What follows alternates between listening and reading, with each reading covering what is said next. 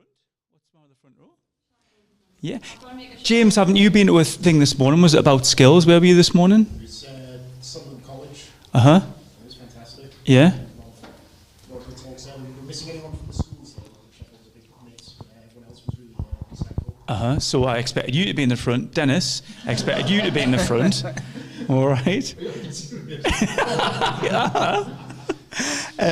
Good stuff. So we've got 3 speakers for us this evening. Usually it's kind of 1-to-1.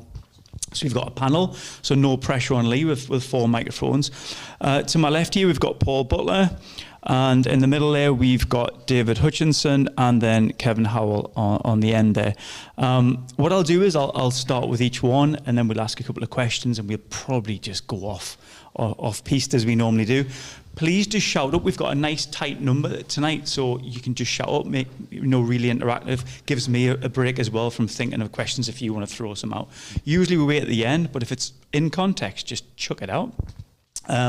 We've got a lot of people watching at home this evening. Apparently there's some sporting event going on. So yeah, people are at home watching, like, obviously 2 screens, surely. So yeah, it's a really tight, nice number. So thanks for coming anyway. I know it's dark and cold. I've even got my daughter here as well to support us straight from school. No pressure, Jess. Right then, so we'll go to Paul. Paul has led the North East Automotive Alliance as CEO since its launch in March 2015. Can you remember that? I can. Yeah. Since 2 minutes ago. Does it really? Well, you've got over 330 members now. Is that about right? It is. Yeah. And growing. And you're leading the way, apparently, in the automotive cluster in the UK? Yes, definitely. Yeah, so as a cluster organisation, we're set up by industry to look at supporting the sustainable economic growth and competitiveness of the automotive sector. Within 11 months of launch, we're the largest automotive cluster in the UK, and we've continued to grow from there. Excellent stuff. I was going to read, I'm not reading out, look at all them, I'm not reading all them out, because Paul is on groups, boards, panels, I'm not even going to read them, lots of acronyms as well. Feel free to pop them out as we chat. So why don't we talk a little bit straight away about the NEAA? Okay. Yep. So in terms of the NEAA, we, as I say, we were formed in March 2015. Very much an industry-led cluster. So my background isn't automotive, it is very much around cluster management excellence. I spent 10 years within one of Europe's leading clusters as part of their management team. Started working with the automotive sector in 2014 around looking at the opportunities for to develop a cluster. And when there was interest, I started working with that group just to look at making sure they formed the cluster against European best practice, because I'm a benchmarking expert for Europe on cluster management excellence. And it was at that point the what is the board now recognised they'd got all the automotive experience they needed around the table and wanted somebody who understood clusters. So I was offered the position and jumped at the chance, and it's been a whirlwind ever since. Back when it started in 2015, what was the catalyst for it to start? Just seeing what cluster activity could do, and I think there was a recognition at the time that probably the business support organisations out there weren't fulfilling the needs of the automotive sector. And there was a recognition if they came together and identified common areas of opportunity and challenge that they could work together collaboratively to look at overcoming them. And we set a strategy out for the first 3 years. We completed that after 3 years successfully, based around 5 thematic areas: innovation, skills, network and connectivity, international trade, and business resilience. When we did our strategy refresh after 3 years, we continued on those 5 key themes as they were still the most important for the sector going forward. So skills has been at the heart of the NEAA very much since our inception. Smiling away here because, like, normally when you start something, you start over here and then you get pushed and pulled, and clients and customers and members just take you all over. But you said there was 5 things. 3 years later, we're still 5 things. Yeah. How did you get to those 5 things? Spent a lot of time working with industry. So if we take European best practice around cluster management excellence, it is making sure that industry is at the forefront of a cluster organisation. So you focus on the needs of those member organisations. So we work closely with a quite a strong board to identify those key areas, facilitated by an external consultant who came in. As you can imagine, you've got some very strong personalities leading automotive companies, leading multi-billion turnover organisations. David's smiling away. He's trying to keep calm. He knows who I'm. Well, no, there's plenty of, as I say, very strong personalities. So, just getting that understanding of where the common areas and going through a structured process to identify where those strengths and those opportunities was key. And we set out the strategy. We follow what we call a VMOST model. So it sets out vision, mission, objectives, strategies and tactics. It's something that we adopted from Nissan. And actually that's been taken out into other sectors. We've got schools now, because we do engagement with schools, and they're adopting that as part of their strategy to develop for schools. So it's been really, really successful. Out of those 5, what's your favourite? They're all challenging and all deliver in different ways. Skills always been key to me, and impacting people's lives. Innovation's been really, really exciting. Some of the stuff we've been involved in there is fantastic. Yeah, all 5, to be honest with you. They all deliver in different ways. Come on, skills. You mentioned skills. I think that's probably one of the key things we want to chat about tonight. Got our Kevin at the end there. Skills you're all over skills, aren't you? So you'll be having your chance to talk about that. Where do we start then? Where do we start with skills? What's your thoughts about the region, about your members and skills? Well, in the first, if I put my NEAA hat on and think about the skills challenge of the automotive sector, we started looking at skills right from the outset of the NEAA, looking at how we deliver against the needs of industry. Even back then, it was still a challenge for the sector. We then started looking at the potential impact of IAMP, the International Advanced Manufacturing Park, where there was potential of 7,000 new jobs being created. That would have been a big draw from the existing base and a threat to operations. So we started working with key stakeholders, including South Tyneside Council, looking at what that challenge would be. We developed an integrated workforce plan, covering off a number of key areas: sector attractiveness, attracting operators, all the way through to looking at new technology and the impact of those new technologies. And we launched that literally 2 months before, a couple of months before COVID hit, and had a massive impact on the automotive sector. We're now in a position where actually the investment coming through and the growth, if we get back to normal production levels, as we come as the semiconductor issue starts being resolved, if we come back to normal production levels, then we could be talking about 8,000 new recruits into the automotive industry. On top of that, there's been 3.85 billion of investment coming into the automotive industry for electrification. That'll create about 12,000 jobs. So just in automotive, we could potentially need in the region of 20,000 people in the next 3 to 4 years, I would say. A big challenge. It is indeed, yeah. I'm going to pass you across. I'm going to give you a rest. And I'm going to ask David about that, because obviously, as you were listening to that, David, there's lots going around in your mind about, the numbers that you need, the skill level you need. Tell me a little bit about yourself. I know you, I struggle to say this, EV360? EV360. Worked at Nissan in Sunderland, been there 31 years. Expected a sigh there, but obviously not.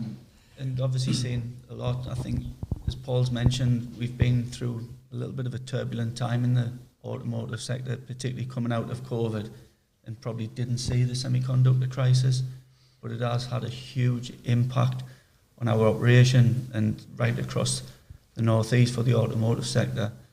I think last July we got the announcement about EV360, which is Nissan's next strategy towards carbon neutrality.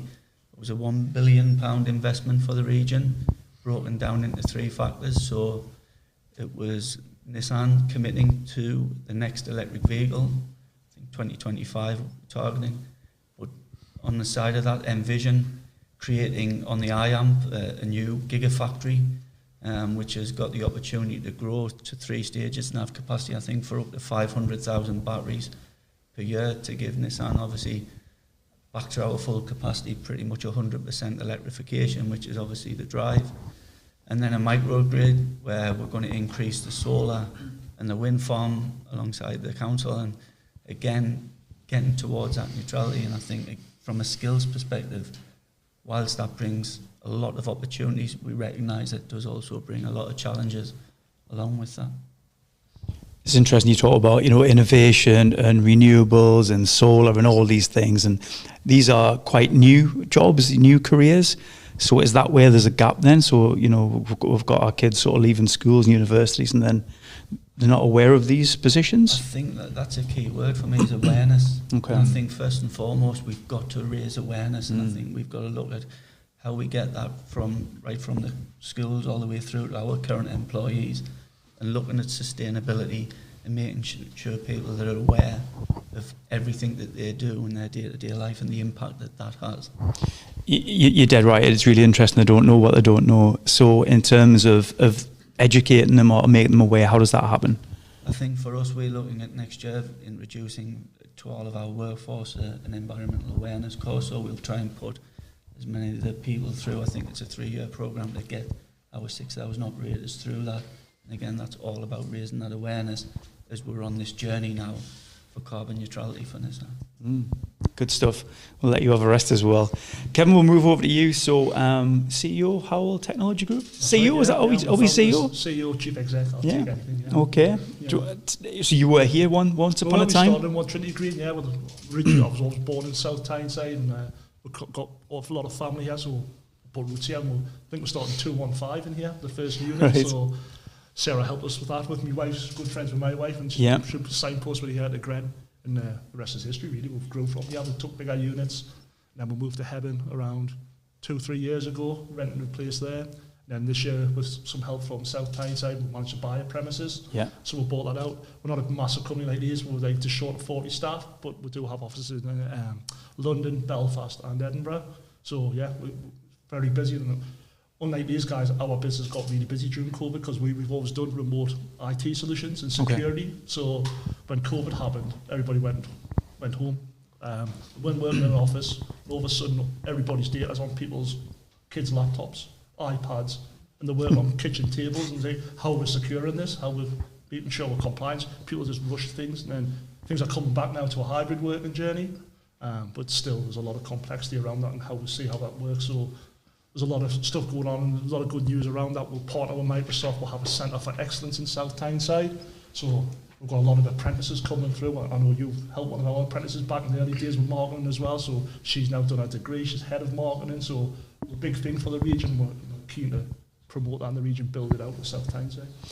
You chatted about the pandemic there, and obviously it was all hands to the pumps for you. So clients were coming to you saying, right, we've got people working from home. What do I do? How do I keep them secure? Like, exactly. Yeah. So basically our main sectors are financial services, professional services and housing. Okay. So one of our biggest clients in London called Clarion Housing, got 12,000 staff, and they all had to go home. They didn't go into a call centre anymore. They're using thin clients. So Clarion says, we need laptops for these people. What can you do? So there was semiconductor shortage, so all of a sudden we had to provide cloud solutions for these people and get them up and running. And so we built the team up in Hebburn, and they're serving 20 to 30,000 desktops out from there across the UK. So that's what they're doing. We call it like a digital concierge service. Right. So it's really slick, it works, and people can work from anywhere, and it's secure. So they've got peace of mind from where they work. So we've been lucky during COVID because the business across the road designs restaurants.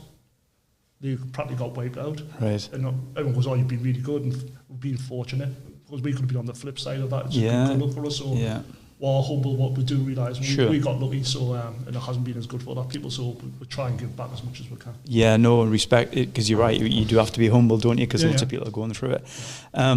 What did you do then in terms of workforce? Because obviously your clients come to you and said, right, we've got 1,200 people.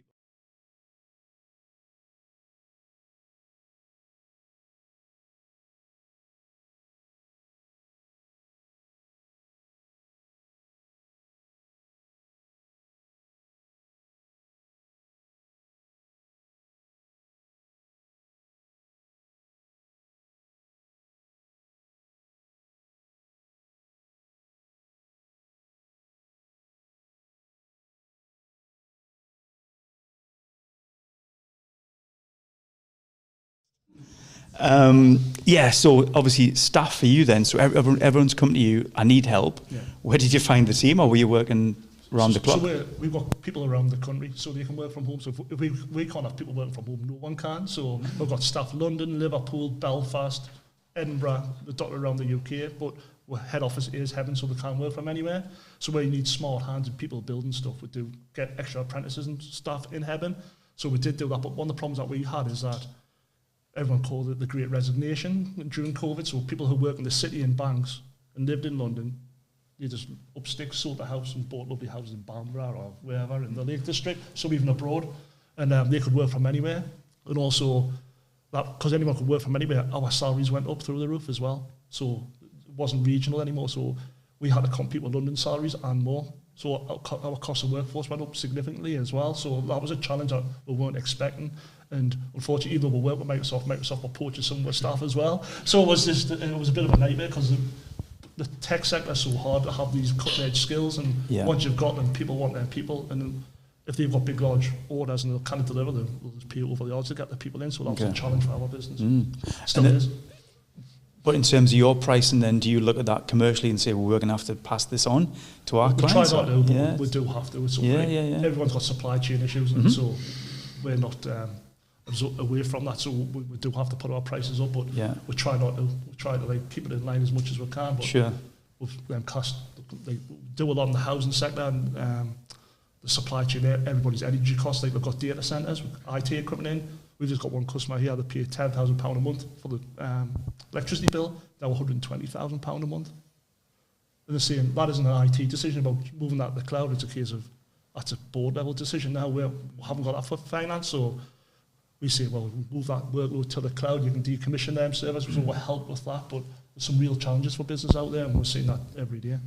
It's interesting what you say, you try not to pass that on because it just rattles right the way through the supply chain, that uncertainty, doesn't it? And it's difficult. Have you seen much of that, Paul? I mean, obviously you've got 330 members. What when you take the temperature of that membership, what's the thoughts? Lots of challenges, particularly around energy costs, huge increases in energy costs, which is obviously straight impacting the bottom line. Lots of issues around supply chain costs as well, logistic costs, although we are starting to see logistics costs reduce. Obviously we are a global sector, global supply chains. During the peak of COVID and subsequent, companies were paying up to $27,000 for a container to come back from the Far East, particularly from China. Pre-COVID, they were probably paying in the region of £2,000. That has come down to about $7,000 to $9,000 now. So it, as a result of capacity being brought in, but there's still costs that companies are having to take. I mean, one tier one's reported to me 3 million of additional logistic costs last year, 2.5 million so far this year, and that's straight on impacting the bottom line. I was talking to a business this morning. What they were saying was that some of these smaller businesses, they might be owner managed and they might have, a decent amount of income for years, and they might have a nice car on the car park, and they're just kind of going, I think I'm done now.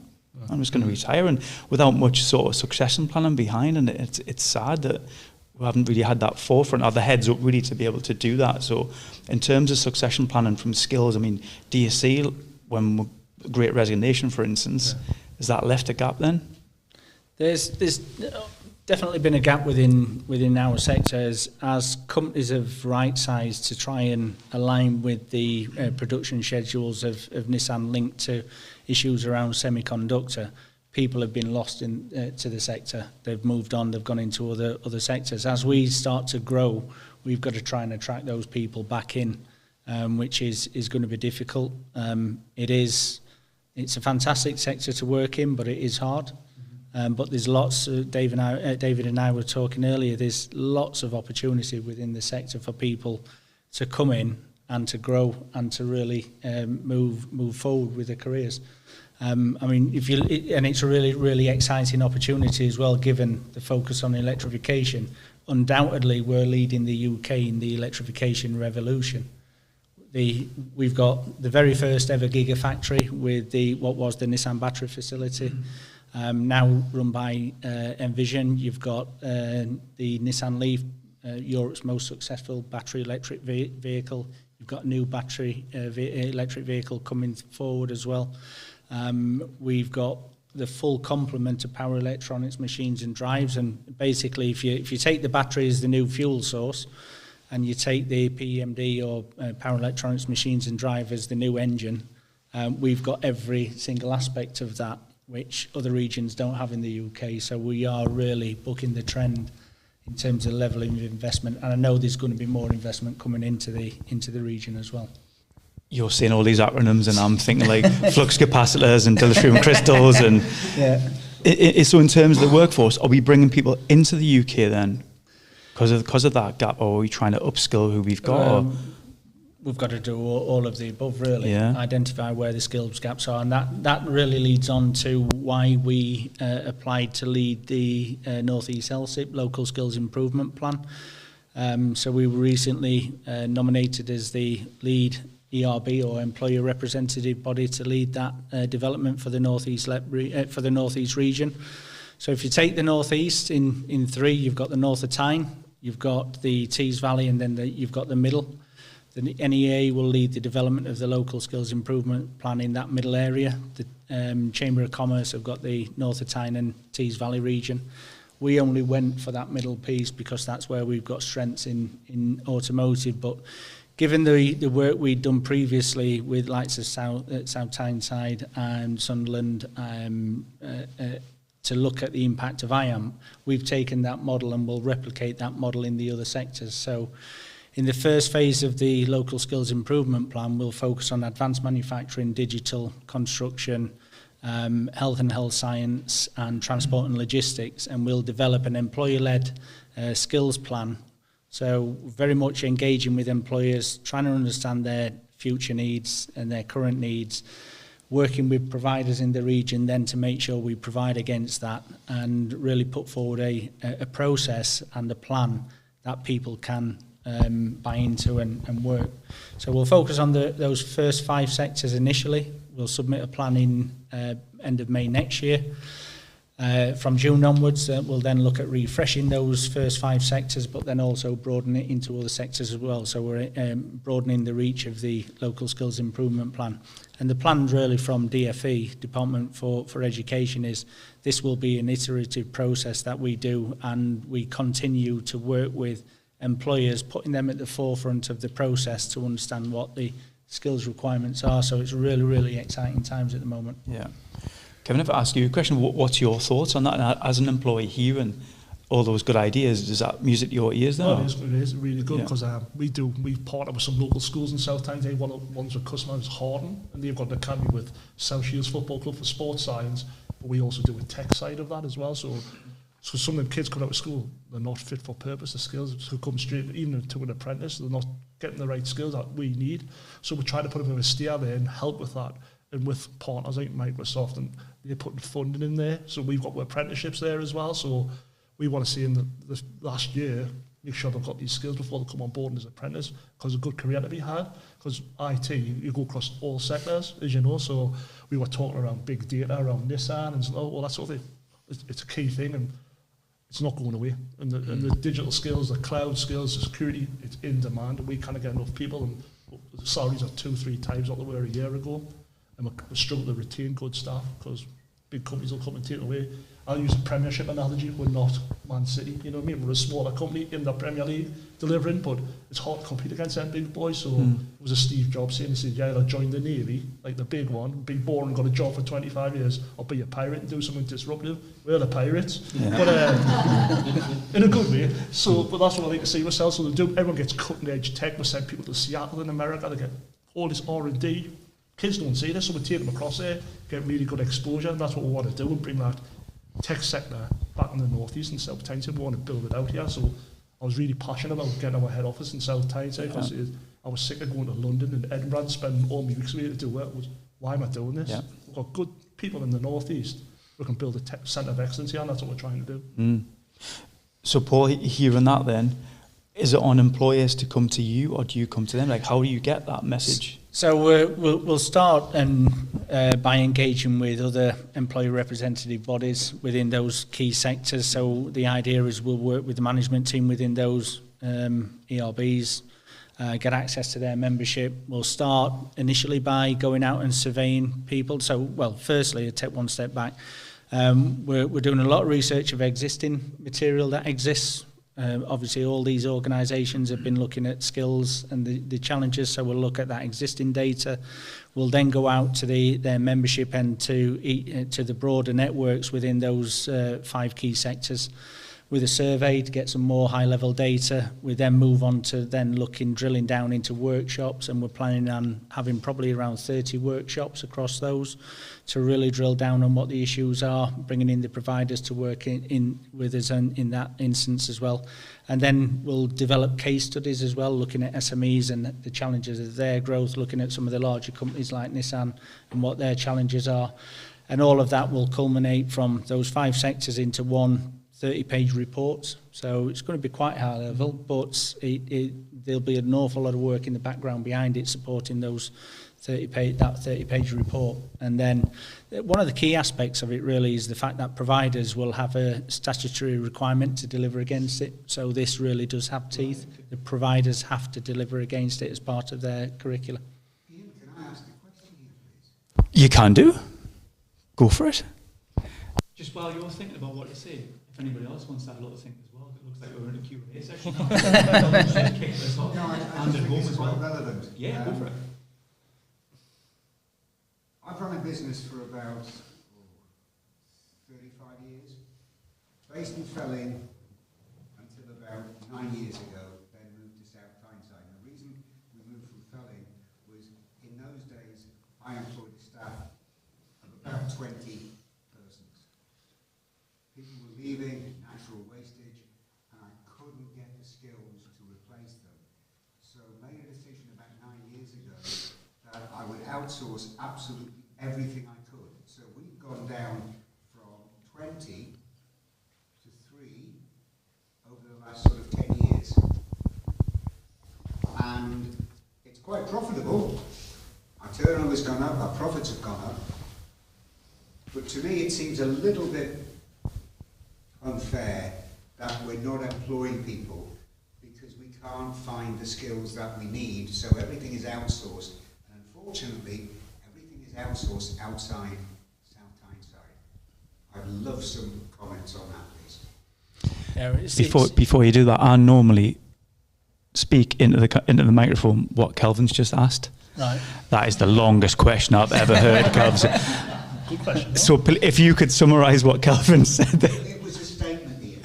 Yeah. Oh, right, okay, but do you want to come back to that? I mean, it's a challenge that a lot of businesses are facing, trying to recruit, even just to stand still today. So there is a lot of attrition out there. There's a lot of competition for talent in the region. People moving from sectors into new sectors, into new jobs. There's new opportunities around. So it's a huge challenge for everyone, for every sector. We need to understand what those requirements are, those skills requirements. And some of the questions will be, is it actually a skills requirement, or is it just literally a lack of people and attractiveness into those positions as well? So we've got to look at all of those and work with industry, try and understand what industry wants, work with the providers to make sure that provision is coming through. But some of the key aspects as well is then going into schools and promoting careers, and I think that's one of the key things we do need to do, and it's something Nissan do extremely well that we want to replicate across our sector. But also as part of the LSIP, we'll be looking at the other sectors and this type of school engagement activities they're doing to try and bring, basically build the funnel of the pipeline of talent coming into to service industry needs. David, do you want to come in there? Yeah, I guess for us at Nissan, we've got the Skills Foundation where we reach out predominantly to primary schools. It's so oversubscribed, which is a good indication of how successful that's been. But I think Paul and I were speaking earlier that we've got to then look at the next stage now, and how do we do a lot of things with secondary school, with engineering challenges, where we bring schools into Nissan, give them a plant tour, show them round, and then set them actual engineering challenges that are genuine problems. The schools go away, they come back, and it's been really, really well received. We started last year. We've got 9 schools engaged for this year, and I think for me, the success of that can only help in terms of attracting people, to the industry, because attraction is the first thing that we've got to do at the moment to help the attrition rate that Paul's mentioned. So I think the school engagement is a huge aspect of that going forward, and we've got to build on what we do. We've got a real solid foundation. We've just got to build on that, work together probably with the other teams in the sector and make sure that that's rolled out. Because it's a fantastic, the automotive industry is a fantastic industry to be in. I've been in 31 years, started as a trainee manufacturing staff, have been promoted into a senior management position. There's several people. It gives you such good career progression opportunities, but I don't think we sell it and we sing it enough at the moment. Just one other point as well. Part of the LSIP process will look at some of the underrepresented groups and try and make sure we're bringing more people into the workforce, breaking down barriers to employment as well. So there's a whole range and raft of activities we'll be looking at within each of those 5 key sectors initially in terms of producing that report. Thanks for that, Calvin. From the Health Insurance Group, based upstairs. Didn't do the plug. Got to get the plug. We've got a question here as well. Do you want to introduce yourself? You can throw your name out and give yourself a... Restructure my question so it makes sense. Okay. or you can shout in here. Well, I'm all right here if everyone can hear me, or do I need the mic? Go on, just for the people at home. So all right. If you shout, we'll pick it up. I run a vocational training facility in Jarrow. It's aimed at 14 to 16-year-olds. It's interesting that when you guys were talking, you were talking about skills gaps and raising awareness. It's the very thing that I need help with, really, because we have probably the region's hardest to reach students, and we get them through qualifications in motor vehicles, construction, engineering, welding, fabrication. But what we're lacking is the input back from employers, because to engage these kids, I need them to see a vision at the end. And that's how we start with every single one of them. We've got 70 this year. It's still not really like a question, is it? But like, how can you guys help me? Because that's why I'm here, to get you guys. Yeah, I mean, from an LSIP perspective, we're looking at post-16, but technical provision. But we need to look back into that pool and what's coming through. So I'd be keen to pick up conversation outside of this to see how we might support and how you can also feed in that process. But some of the activities I know others are looking at within the region is how you can take people from that sort of age group into employment as well. I guess from our side, we're really keen to work with that type of activity, because we understand that the disadvantage, we've got a responsibility, but it's a win-win scenario, and you give people that opportunity, and then they're forever grateful, and we can, and I think I'm testament to the fact that there is great career progression and career opportunities available, and I'm more than happy to have that conversation and see what we can do to help from Nissan's side, and also I guess the automotive side, the other suppliers in the region should be able to give some access to that. It's good because, go for it. I've approached garages and other, I'm trying to think of the right word, people in the motor industry, and they're not seeing what I'm asking for, so I don't want money, I want a vision. And I'll watch you until 14 to 16, so I'm not providing apprenticeships, but I'm providing skills to lead, make that apprenticeship more successful. So the only thing we need really is you guys to help me let these young people see a way forward through the lives that they're struggling with. I think some of the work we'll be doing under the NEAA will help in that, guys, because some of the things we need to do is look at sector attractiveness and promote the sector as a whole and promote the career paths and the career opportunities. So if you can see somebody who, if you take Trevor Mann, who started off as an apprentice on the shop floor at Nissan and ended up as world number 3. That's the opportunity through the vocational route for the right individuals. So some of the other work we're doing in the background as well is looking at how we can support that lifelong learning aspect. So people who want to come into the sector, who want to progress, can do so. We're also looking at how we potentially have transferable skills across the sector, because there's a recognition now that people don't have careers with a single company. They'll come in and they'll work hopefully within the sector, but they might move around different companies, different organisations. It might be that they're going into Nissan but then end up working in an innovative SME. We don't know. People's career paths do change now. We just need to plug that and be able to allow people to move across the sector and promote those different career opportunities and paths that people have been on. Wonderful. Gentleman behind, would you like to chip in? Hi, I'm Michael from West Ham Productions. You're saying about awareness and getting the message across. And I'm being totally mercenary here, but it sounds like you need content. And we run a production company, so if you want to talk to us about like getting some content made to get that message out, we'll have a chat later. Yep. Yeah, good stuff. Okay. Dennis, how are you? Chip in. This is right up your street, isn't it? I think it's really interesting because I think when it comes to skills, I think there's two things, because you have skills and awareness, and I think these are two things that we need to go hand in hand, because I think when industry is looking for young talent, it's around raising an awareness as to what that sector is, what it does, and the opportunities it can provide. And then the skills, the attitudes and the behaviours that's needed to allow young people to be considered to move into those sectors. I think the other thing as well is, research tells us that the biggest influencers of young people around making career decisions are parents. Parents firstly, and then teachers. So I think there's a piece here around educating parents and teachers around this, Paul alluded to some really great, exciting growth sectors in the North East region. So I think there's a big education piece that we need to start to educating parents, because if they're the ones that are influencing young people, they need to be aware of these sectors. I mean, I live on South Tyneside, and I still hear now that the shipyards have gone and the pits have gone, there's nothing.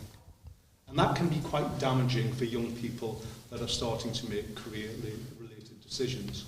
So I think this skills piece is much bigger. I think it's about skills, awareness, brand awareness. We have fantastic SMEs in this North East region, and they tend to be hidden in little industrial estates. So it's about raising an awareness of those brands and what they do. There might be very little companies, but they make stuff and they manufacture stuff. And they manufacture stuff that's exported all over the world.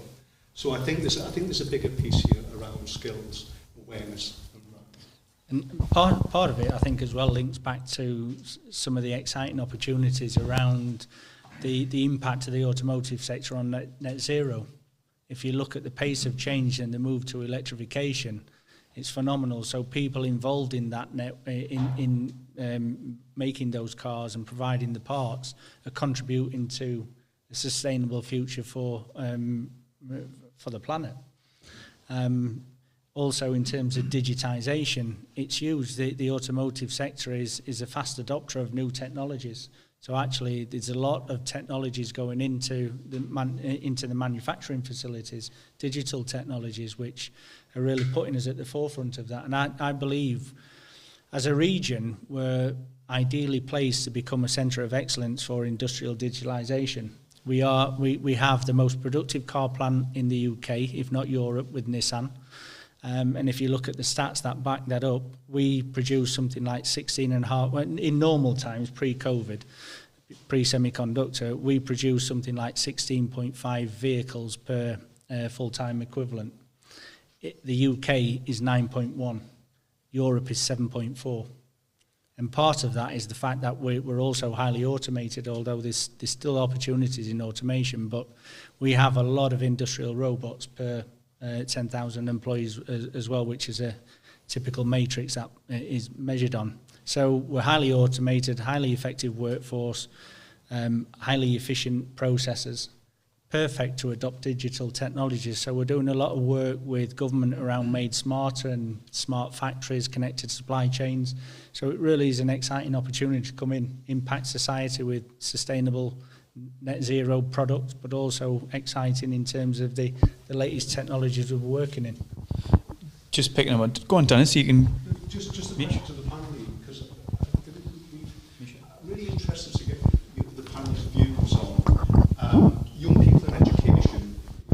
lots and lots of fantastic work being done around careers education, around growth areas, around growth sectors.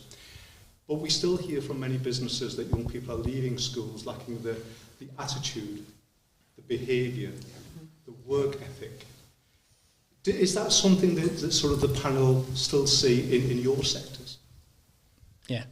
Yeah, definitely. And there was some research done for us probably about 18 months ago. And to get into just the basic operator level within our sector, you need English and maths. Out of 10,000 people coming out of schools in the North East, 50% at 16 don't have English and maths. So we're already 50% of the people coming out of schools cannot get into our workforce. So we need to work with them. Even by 19, only another 25% have attained both English and maths at level 2. So there's a lot of work we need to do. That's across the UK, not just the North East. So I think we're pretty much on par in terms of attainment at that sort of age group. But actually, when you look at how other regions, how they progress onto level 3 and so on, the North East is lagging behind. And level 3 pretty much is a gateway then into higher level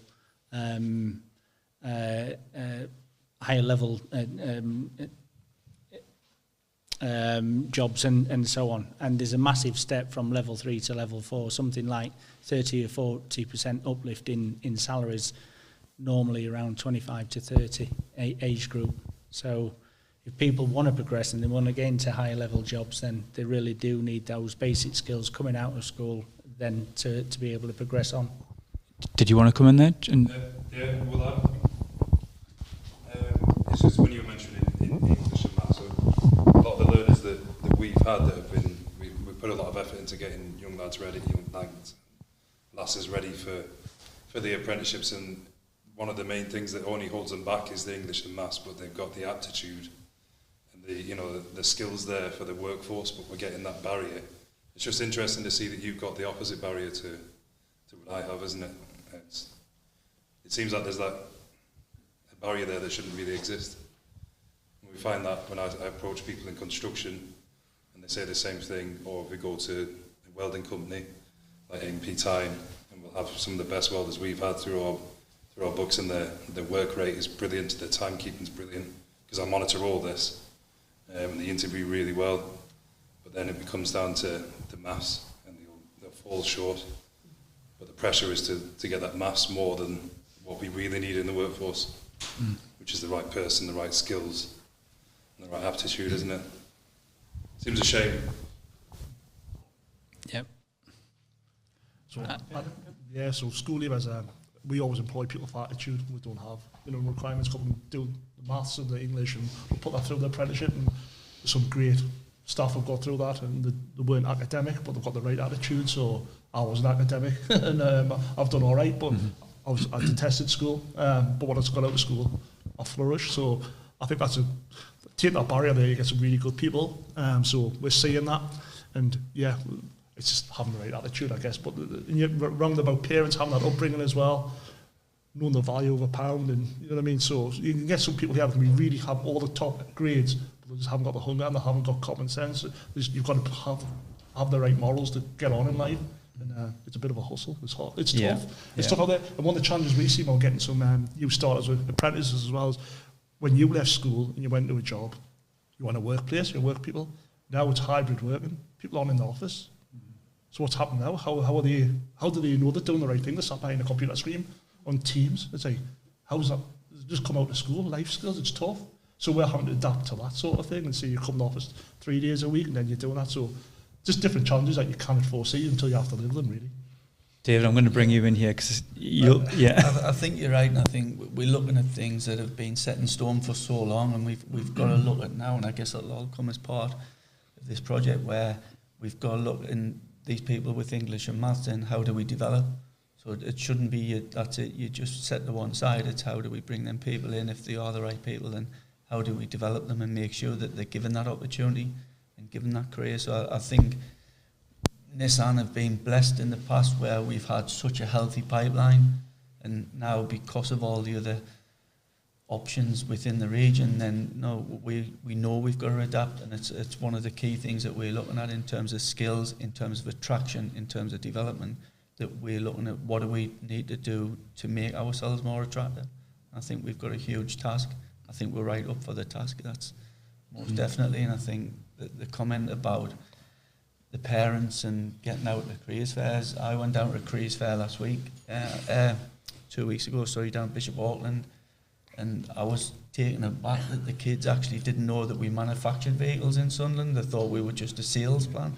And I've just moved from supply chain into the sort of learning and development role, and I genuinely was shocked. So for me, raising awareness is one of the big activities that we've got to do. I think people don't know that at Nissan, yeah, we manufacture vehicles, but we've got every single function, so quality, engineering, finance, purchasing, every single function is on site, and we've got to raise awareness and show people that there's a huge amount of career opportunities. See, I've been blessed. I started in production, I moved into supply chain, I'm now in HR, and it's just absurd to think of the path I've taken, and I'm not unique in that. Nissan's a great place, and we've got to get out there and sell ourselves a bit more. Yeah, and I think people don't recognise how big the sector is. And just put it out to you. Anyone want to guess how big the automotive sector is in the North East in terms of combined turnover? You can't answer, Dennis, because you've probably seen my stats. Any? We say very big. It's in billions. 10 billion. Not far off. Yeah, it's about 11 billion of sales in the North East automotive sector alone. And it will grow with the new investment coming in, and we'll see new supply chain coming into the region as well. So it's a huge sector. Just going back to that point about the maths and English, and obviously you said there 50% don't have that. Picked up on your point there, Kevin. Do they need that? You said they're pretty much all about retaining talent and training the skill. Yeah. So if they don't get their grades at school, they can do it through an apprenticeship. They'll get an equivalent qualification through that, so it doesn't have to be a GCSE. Pass it through their apprenticeship, they'll get hands-on and show that they can get through that, so yeah, no, they don't need that, but they can get the equivalent experience and all their skills, so they can progress. Yeah. What's your thoughts on that, David? I think it's the same. It's looking at the pathways, and that sort of, rather than disregard, we've got to develop, and we've got to give them that pathway to get into the...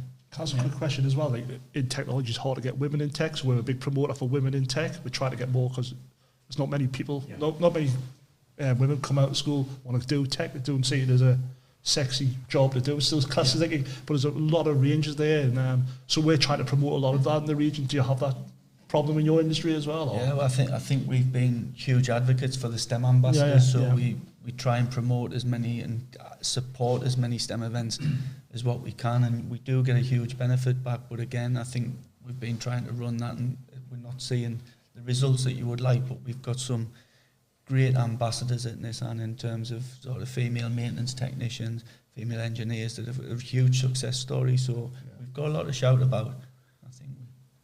We're so shy. We were in the process of relaunching our annual awards, where we do awards for apprentices and graduates and so on. And we were just looking back today on the past winners, and probably 70% of them were female. Excellent. Which is great. So we're in the process of pulling together content now and interviews with them to really put up and showcase what the sector's all about and the careers people have.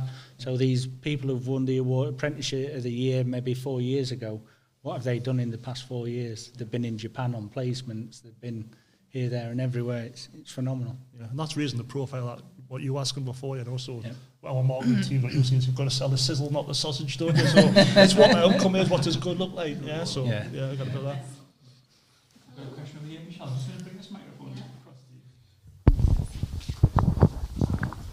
Hello, my name's Andrea Ward. I'm from Tynecoast College. I'm involved in apprenticeships and work placements. So really, although you're raising sort of like awareness within the schools, it's also about creating a pipeline.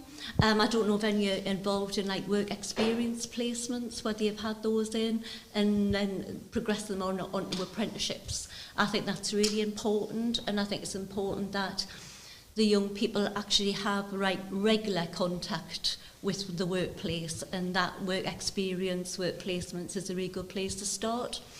The maths and English is a big problem now because the apprenticeships actually, the requirements now to get in has to be grade 4, and that's causing real problems for some of our young people, and they do struggle to actually reach that. And I think now some of the providers and the colleges are way before they let young people in and put plans in place. Now are sort of like putting stricter guidelines in place for them to have those grade 4s and above. And that's because pressures are getting put on them from Ofsted, and also because we've got apprentices that aren't passing. And young people are dropping off, and it's because of those low levels of maths and English. And so I think maths and English is a real concern. But I think young people need to be motivated by the actual work experience part of it as well. So I just wanted to raise that, and we need as many employers on board to provide those work experience placements. Does anyone want to do that? No, I agree with that. We do work placements. We're a small employer, but we'll have them 5 to 6 a year, and then they will come back and go on to an apprenticeship. So, yeah, it's a great way of getting people in, getting them used to the workplace, because coming straight out of school into work, it's a shock to the system. So some people adapt well, some people don't. But, yeah, it's worked well for us, and that's a key growth plan for us using that. Similarly, we've again have had some good success, and that was my first ever mentoring role, was work placement. So I'm keen that we do bring a lot of work placements in. I'm keen that we do continue with that, because, like you say, it's a good opportunity to give people that real work balance and understand what it's like in a high, fast-paced environment. Sorry, what was your name again? Andrea, so we saw this actually, because I think it floods right up to get older, university, even graduate, and they still haven't had that experience because they haven't been caught earlier on. And we've had, I don't know, I've lost count of young people come to the organisation, but they're in their 20s and they're asking for experience. That's scary, you know? Did you want to pick up on that, Paul? No, I totally agree. Work placements, experience with industry is absolutely key. One, to showcase the sector, to try and challenge some of those preconceptions around what the sector's all about, but also then getting them enthused and interested in coming into the sectors. Yeah, great point. Anyone else have a question? We're coming towards the end of our session. Did you want to add on that? Just another comment. I attended an event the other week, and actually there was a lot of sort of like people sort of like in the late 20s, 30s, and COVID affected their career paths greatly. So they were then looking now for a totally different career path, and perhaps looking for apprenticeships to do that. However, my experience is that some employers, not all employers, tend to think of apprenticeships as 16 to 18. And even if they get older people coming on board, they tend to want to go more for the 16 to 18-year-olds. And I just wondered about your thoughts of people that are at that age, or maybe slightly older, looking for new career paths. Yeah, my experience of working with the network is we're seeing apprentices from all different age groups. If it's aligns with their needs and their potential career progression, then people are looking at that and companies are supporting them. I would echo that, because I know we've got apprentices that are not just 16 to 19, so like I say, if it's the right person and the right opportunity, then we embrace that. That's good to hear, because I think a lot of the smaller companies tend just to go for the very young people, but it's good to hear that level of opportunities. Yeah, and I'll echo what they say, but also we have full-time staff who do the higher-end apprentices, which goes like degree level. So we have people with great tech skills, but they might not have great communication skills. So it's giving that full 360 skill set. So it goes off the Sophia rate card. I don't know if you know that, from 1 up to 8. So, and that's what we do. So it's a full career structure. It depends on where they want to go. So we'll support people all the way through. And we've had apprentices coming in from all ages, yeah. So we'll support that. Just picking up on a point, Dennis, that you mentioned there about sort of educating parents as well. What's your thoughts around educating teachers? Because teachers can kind of come out of school and, and then they go into college and university and then back into a school again and haven't really been in employment, if you like, outside of that role. So do you find that? Go on, David. You're smiling away there. I had this conversation because, again, at the moment we're looking at how we can change our approach to reach more people, and that was one of the ideas that came up. And we go out and do a lot of careers fairs, and you one-to-one with the kids, and that was one of the points that came up. Bring teachers in. You might bring 10 teachers in, and 10 teachers go back, you show them around, you show them the industry. Them 10 teachers, you've reached 300 students.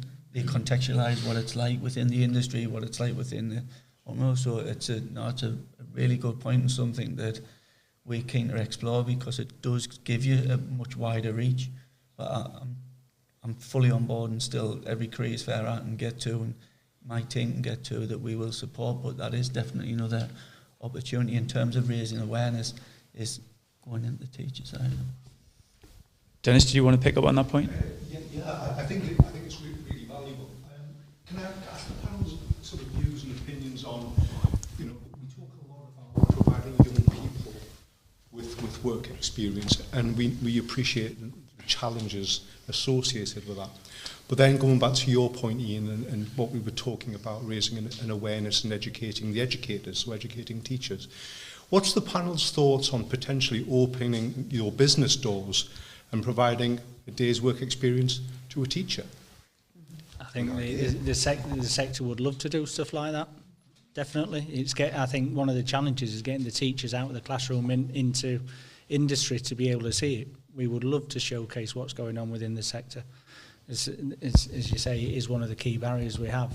When you look at the career guidance that's given in schools, it's nowhere near what it's reflecting. I mean, I mentioned previously that I spent 10 years within a different cluster. That was in the chemical and pharmaceutical industry.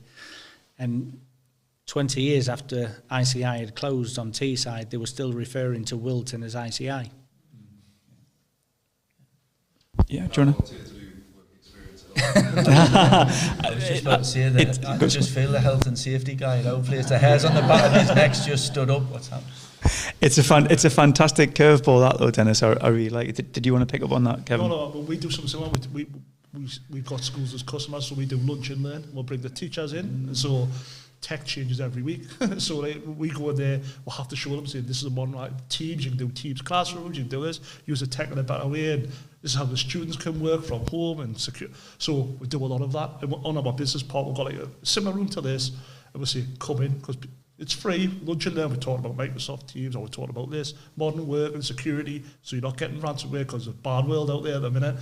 So we're talking about that, and people come in, and we'll just put similar to this, few sandwiches on, a drink, it's an hour, and they can just bounce some ideas. We try and get some free. Obviously, we may get some business from that, which is good, but if you give, you get back normally. So that's what we're trying to do, promote that. So that's what we're trying to do. And yes, teachers, we support a few of the schools, and we do need equipment and all this sort of thing, but it's hard because they're under time constraints, and trying for them to take time out of their day. Yeah. That's the biggest challenge we see. Yeah, agree.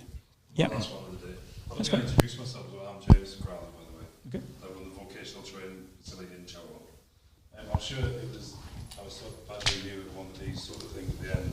I might have been through all this with me, but they used to me going on and on about different things. But I thought it would be good to have like a careers fair just for all the schools in the area, but just aimed at teaching staff. Kind of what you were saying was, I would enjoy it, but whether other teachers would, but I think it'd be class to have something like that. Can I just say also there's a great shortage of vocational tutors, teachers, and I know that colleges have a great problem recruiting. It would be nice to see how perhaps people within the industry could come into the teaching sector as well. I think there's an opportunity because as a network organisation, we've got 330 odd member companies within the sector. There are retirement bow waves going through the sector. As Nissan have grown, the supply chain's grown. There's quite a lot of people coming up to retirement. If there was a mechanism that we could use to be able to capture who's coming up to retirement and showcase some of the teaching opportunities, then I think we could link people coming up to retirement with those opportunities. Yeah. Because there is a great shortage. Quick, I've got a question for James. It's not a question for me. Yeah. Just based on your experience of you're looking at a vocational route. Yeah. What's your experience of getting access to kids in school? For employees getting access to it. Well, in terms of pushing, or not pushing, trying to encourage people school children to go down a vocational route to us, as opposed to going down an academic route. We're at the moment we're oversubscribed. It's quite a lot, really. I had a meeting an hour before this with the Multi-Academy Trust, which was 12 secondary schools. And I think he's talking of maybe nearly 40 children, 40 students that he thinks would benefit from that pathway more so than being in school. They're finding a lot of students that are on the verge of being excluded or looking at alternate provisions. Most of them are geared towards wanting to do something down the vocational route. I presented to some of those students, and they're all a lot more interested in doing mechanics, engineering, welding and construction. They've done the trials here, there, and they've really enjoyed it, but I don't have the space. I don't have enough tutors, like you were saying, to come into it, so it would be ideal if we could get more tutors. So it might, as a short, a lot, or else we wouldn't, we wouldn't exist. What about the students that are exceptionally performing into their academic routes? Do you get access to those? Yes, because some of those could be well suited to vocational as well. Yeah, that started to change because I think when the centre first opened, it was more aimed at just an alternate provision, because I think that was something to do with the way some mainstream schools saw that route, really. And I think now as there's more careers leads in school, educating their schools a bit better and driving them forward to these routes and skills gaps, we're now starting to see that there's more options for more mainstream students. Yep. So we'll be looking at providing an opportunity for them to get work experience in these routes, and then hopefully we can give them City and Guilds qualifications at some point in the school year. But again, we haven't really got the space, as there's a lot of people. But that's something now I've been pushing to Harton, who you work with. They're looking at that to bolster their engineering qualifications to come and do welding and sheet metal work. And then hopefully doing some mechanics work as well. So yeah, is that answered, or have I gone off on one? No. That's a very good question, yeah. Good stuff. Thank you. Does anyone else have any questions before we... at the back there. It's a really quick one, just conscious of time. But, no bother. It's mainly for you, Ian, and Kevin, also please, can you talk about the importance of work experience and the capacity of smaller companies in particular? It's really from your experience, what advice or benefits you've gained from being able to invest, particularly with apprenticeships and work on, what benefit have you seen, and advice to those smaller businesses to really just take that leap and offer that investment in school or work experience? What advice have you got to those companies when South Tyneside is made up of so many SMEs in particular? Yeah, so I think we've took around about 10 to 15 apprentices in over the time, and the first one was Megan, who came in, who was a marketing apprentice, and she come through South Tyneside, done some work with Ian. She got a mentorship, she come on board, but she started off as a work experience. So she come, she goes, I'd like a job here. Well, when you leave school, get you whatever grade you get, and see what we want to do. And she wanted to do a marketing apprenticeship, and she's done on, and she's went on leaps and bounds, and she's doing a degree now, and she's nearly finished that, and she runs a marketing. She's head of marketing now at HTG, so she's done really well. And she's based in heaven, and she talks to her peers, and we've got other people coming on work experience, and she goes, oh, well, I was an apprentice. And they go, what was your job? So they're going, oh, I can be like that. You know, so they see it, and she's got a good career, and got a flashy car, and all this, so they like the look of that. And some people, young kids coming out now, it's a YouTube generation or whatever, they want a good life, they want all the shiny toys, and they want good lifestyles, you know what I mean? So, I'm not saying they don't want to work for it, but they want to see the outcome there, and that's her. She was a great success story for us. I think from my point of view, selfishly, it's I love getting involved with the children, and since I've been a chair of governors 12 years and helped out with scouts and football, it's just so rewarding to see them, you know. But I'm smiling here. There's a sticker on here, look, and we had one work experience lad that come in, and I got him to do an asset management, sort of look at every bit of kit we had and number it all. And it sounds like a bit of an admin kind of job, but it was actually getting them used to all the different kit we've got.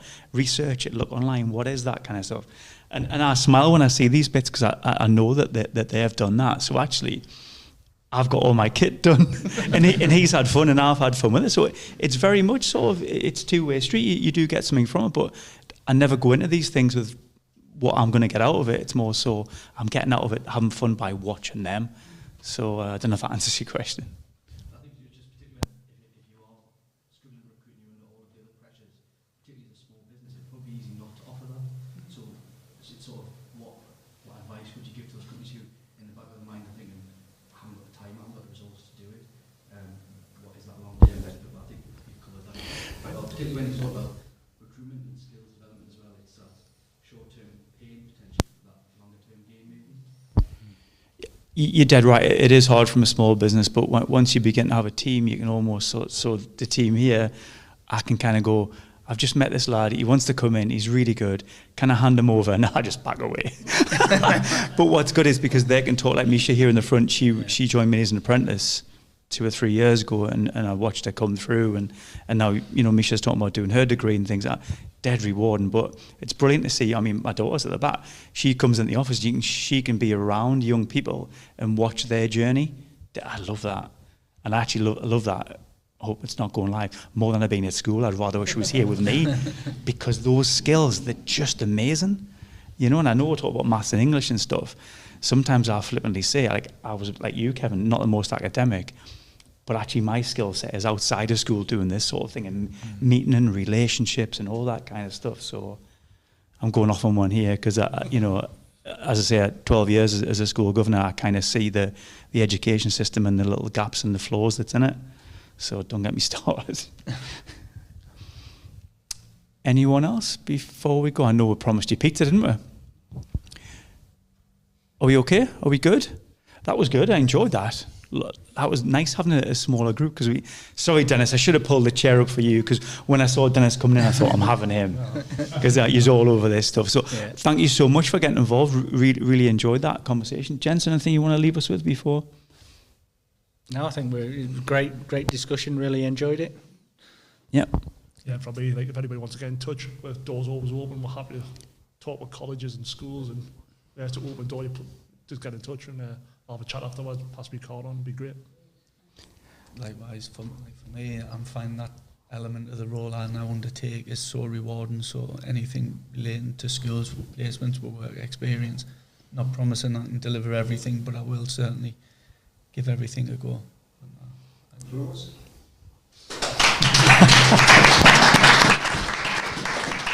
Good, so thanks everyone, and we'll see you next time. Thank you.